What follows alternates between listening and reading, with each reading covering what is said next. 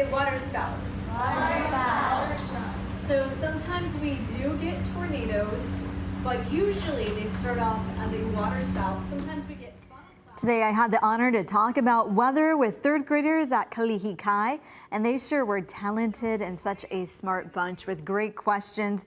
We talked about how computer weather models work and how they predict the weather here in Hawaii, and also storm chasing on the mainland, talking about tornadoes and those water spouts. And I look forward to spending more time with them in the near future. I predict their future is bright. Let's talk about what's happening on Hawaii Island. A lot of action when it comes to rain into the night through volcano, and we're seeing seismic activity as well. Earthquake reports we're about magnitude 2 when it comes to the small ones, but you see back-to-back quakes at 5. So a lot of shaking we're talking about, and that did cause some damage as well. How does Hawaii earthquakes form in a nutshell? Well, thousands of them occur every year, and most of them on the island of Hawaii. Here it is below the volcano summit. As we take a closer look, you can see below there the top of the oceanic crust and also the ancient seafloor.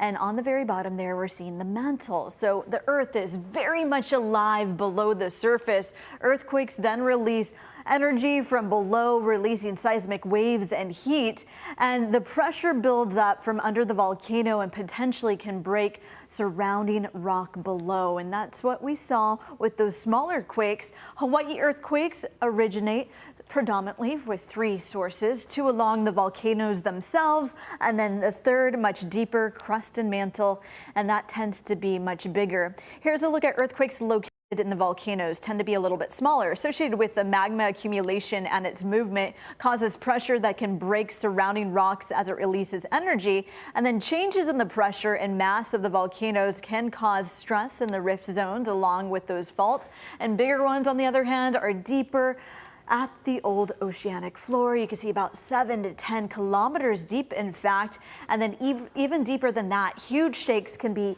even deeper along the mantle as the Pacific plate adjusts, changing loads and temperatures from the large volcanoes above. So dynamic, very interesting and fascinating. A lot of science involved, and it's constantly changing with all that movement from underground. And you see a lot of the activity that you see there in orange, showing the increasing hazards, has been on Hawaii Island, the youngest of the islands, and with all of that land in the making still.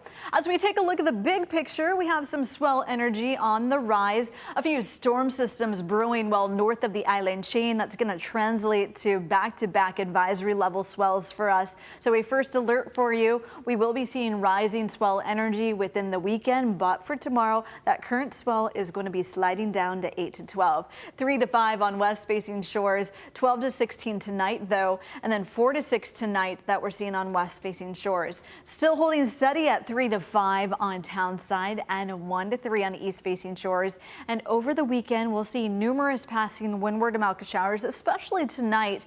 And then look at there, we haven't seen this for a while. Why, hello to those trade winds, looking really nice into the weekend, feeling a lot more comfortable.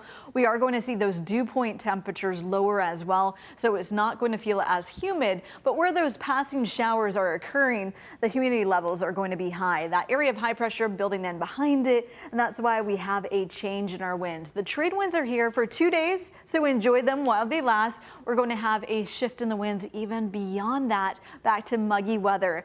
But you see the tail end of a front bringing numerous showers over the North Shore and also windward and Mauka.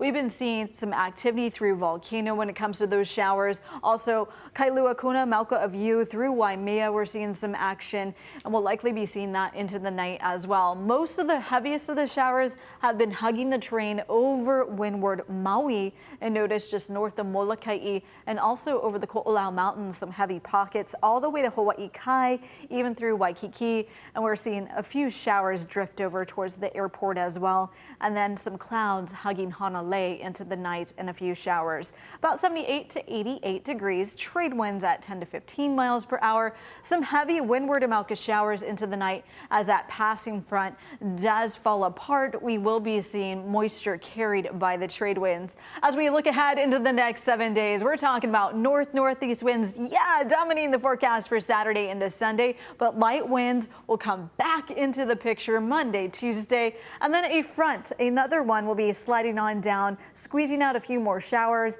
Pop-up storms a possibility. Thursday, classic trade winds, and then light trade winds taking over on Friday. Wishing you blue skies and much aloha. It's been an action-packed week. Enjoy your weekend.